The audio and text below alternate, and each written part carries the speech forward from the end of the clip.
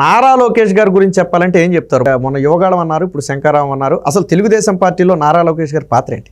లోకేష్ గారు చాలా అలాంటి నాయకుడు ఉండడం మనందరూ కూడా అదృష్టం. ఎందుకంటే నేను ఆయనతో చాలా క్లోజ్గా వర్క్ చేశాను. ఎందుకంటే అప్పుడు గవర్నమెంట్లో ఉన్నప్పుడు కూడా నేను యూత్ వింగ్ కూడా నేను చూసేవాడిని, యూత్ అఫైర్స్ కూడా. అప్పుడు మేము నిరుద్యోగ వృత్తి ఇది ప్లాన్ చేసాం. దాని మీద పూర్తి అవగాహనతో, నాలెడ్జ్తో, చాలా అద్భుతమైన నాలెడ్జ్ ఉంది. ఆ రకంగా దానితో చేశాను. అలాగే ఆయన చేసిన డిపార్ట్మెంట్స్, ఐటీ ఎన్ని సంస్థలు వచ్చినాయండి. నేను ఎన్ఆర్ఐ అఫైర్స్ కూడా చూసినప్పుడు స్కిల్ డెవలప్మెంట్ చూసినప్పుడు అనేక కంపెనీలు మేము ఇక్కడ ఇచ్చాం స్టార్టప్స్కి.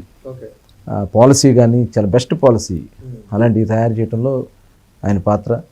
అలాగే పంచాయతీరాజ్ మినిస్టర్గా తీసుకొచ్చినటువంటి ఫండ్స్, ఇవాళ గ్రామాల్లో అన్ని సిమెంట్ రోడ్లు అయినా, అన్ని డ్రైన్లు కట్టినా, అన్ని వాటర్ స్కీమ్స్ ఏర్పాటు చేసినా అదంతా కూడా చేశారు. కాకపోతే ఆయన ఎంతసేపు గవర్నమెంట్లో వర్క్ చేయడం వల్ల ఆయన ఇదేందో తెలీదు. ఆయన మాట్లాడినటువంటి మాటల్ని కావాలని దాన్ని ట్రోల్ చేసి ఆయన గురించి చాలా ఇది చేశారు. కానీ ఎంత చేశారో అంతకు 1000 రెట్లు తయారయ్యాడు ఇప్పుడు లోకేష్ గారు. ఆయన పంచులు కొడతామంటే ఇవాళ గింగరాలు పెడతామన్నాడు జగన్ రెడ్డి. అట్లాగే యోగళం పాదయాత్ర చూసాం కదా, ఆయన కసి, ఆయన కష్టం, ఆయన బాధ. ఎందుకంటే ఆయనతో పాటు మేము కూడా నడిచాం. విజయవాడలో అయితే ఒకరోజు మధ్యాహ్నం సుమారుగా 3 గంటలకు 2 గంటలకు బయలుదేరితే తెల్లవారుజామున 4 గంటలకి అయినా కూడా అలా ఆయన ఓపికగా నడిచాం. వచ్చిన ప్రతి ఒక్కరిని కూడా ఓర్పుతో, సహనంతో పలకరిస్తూ ఆయన చేసిన యాత్ర, ఎండావాన లేకుండా పనిచేసినటువంటి విధానం. కానీ బాబు గారిని అరెస్ట్ చేయడం వల్ల వైజాగ్తో ఆగాల్సి వచ్చింది. కానీ అది శ్రీకాకుళం వరకు అయ్యేది. అయినా ఇప్పుడు శంకరరావుతో మళ్ళీ స్టార్ట్ చేశారు. చాలా మంచి రెస్పాన్స్ వస్తుంది. భవిష్యత్తుకి ఆంధ్ర రాష్ట్రానికి ఒక సమర్థవంతమైన నాయకత్వం రాబోతోంది. అంటే చంద్రబాబు గారి తనయుడిగా కాకుండా లోకేష్ తనను తాను నిరూపించుకున్నాడని చెప్పగలరా? 100%. ఆయన చెప్పాను కదా, నేను ఆయనతో క్లోజ్గా ఉన్నాం. మినిస్టర్గా ఆయన చేసిన విధానం చూసాం, పార్టీని నడిపించడంలో చూసాం. అరెస్ట్ అయినప్పుడు కూడా చాలా చాకచక్యంగా, ఎక్కడ బెరుకుపోకుండా చాలా పకడ్బందీగా ఆయన చేస్తూ, ఇంకా బాబు గారు కొద్దిగా మొహమాట ఉంది, లోకేష్ గారు మొహమాట ఉండదు. అదే మొహమాట ఉండదు. ఎందుకంటే కష్టపడిన వాళ్ళని గుర్తిస్తారు, కష్టపడిన వాళ్ళని ఎందుకు చేయాలనేది ఆయనది పార్టీ పరంగా కూడా. అయితే పబ్లిక్ మటుకి ఏం చేయాలి, ఎలా చేయాలి అనేది ఒక పూర్తి అవగాహన ఉన్నటువంటి వ్యక్తి ఆయన.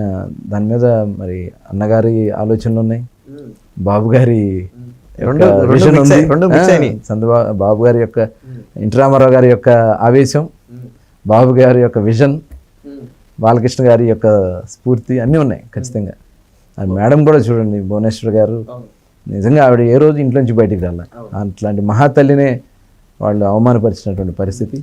కానీ బాబు గారి కోసం చాలామంది త్యాగమైనటువంటి కుటుంబాలని ఆవిడ బాధ్యతగా తీసుకుని బయలుదేరుతామన్నట్టు వాళ్ళకి ఒక అండ ఇస్తున్నారు. ఆ మహాతల్లికి 2 చేతులెత్తి నమస్కారం పెట్టాలి. అలాంటి లీడర్స్ నాయకత్వంలో మనం ఉండడం, ఆ కుటుంబంలో మనం కూడా కుటుంబ సభ్యులుగా ఉండడం చాలా ఆనందంగా ఉంది. ఈ రాష్ట్రానికి అవసరం, బాబు గారు అవసరం. దాన్ని ప్రజలందరూ కూడా ఆలోచించాలి, చెయ్యాలి. చేసుకున్నాక ఆయన యొక్క ఇది ఎలా ఉంటుంది అనేది, ఇప్పుడు నెక్స్ట్ ట్రిప్లో ఎలా ఉంటుంది అనేది, ఆ కొత్తదనం ఎలా ఉంటుంది అనేది ప్రజలు చూస్తారు, ఖచ్చితంగా గమనిస్తారు. ఏంటి రెడ్ బుక్ పరిస్థితి ఏంటి? వదిలిపెట్టే ప్రసక్తి లేదంటారా? ఖచ్చితంగా.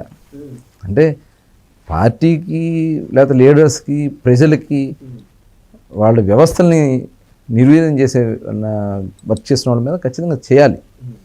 ఎందుకనంటే అక్రమ కేసులు పెట్టారు. ఇప్పుడు ఒక బాధితుడు ఉన్నాడు, సపోజ్ నేనే ఉన్నా, నాకు ఒక గాయమైంది, నేను వెళ్ళి కేసు పెట్టాను, నా మీదే కేసు పెడితే ఇంకా అట్లాంటి వీళ్ళు అవసరమా?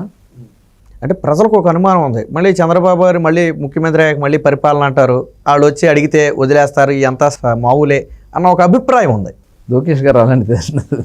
లోకేష్ గారు కాదు కదా, బాబు గారు కానీ ఎవరైనా చేసినా కూడా ముందు జనం ఊరుకోరు, పబ్లిక్ కూడా అంత బాధపడిపోయి ఉన్నారు. ఇప్పుడు ఇవాళ ఐఏఎస్లు కూడా వాళ్ళకు కూడా అర్థమైంది, కొంతమంది అతనికి ఇదవ్వలేదు, లేకపోతే ఇంకా రాష్ట్రం దోచేసేవాళ్ళు.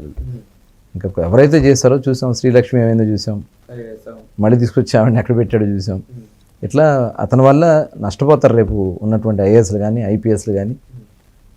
చూశారు కదా, కొంతమంది సంజయ్ లాంటి వ్యక్తులు ఏమయ్యారు, వాడుకుంటాడు, వదిలేస్తాడు. ఇప్పుడు మనకి పోలీసు ఇది చేసినటువంటి వాళ్ళందరూ ఏమయ్యారు, సవాంగ్ గారు, వీళ్ళంతా కొంతవరకు వాడుకుంటాడు. యూజ్ అండ్ త్రూ మనిషి జగన్. డెఫినెట్గా ఇవాళ వైసీపీ ఎమ్మెల్యేలు అందరూ కూడా అదే అర్థమైంది. ట్రాన్స్ఫర్లు అంటే ఏంది ట్రాన్స్ఫర్లు, ఉద్యోగాల్లో ట్రాన్స్ఫర్లు ఉన్నట్టు ఎమ్మెల్యేని ఇక్కడి నుంచి అక్కడ ట్రాన్స్ఫర్ చేస్తున్నాడు. కాబట్టి అతను పోయింది, అతని మీద అతనికే నమ్మకం పోయింది, విశ్వాసం పోయింది.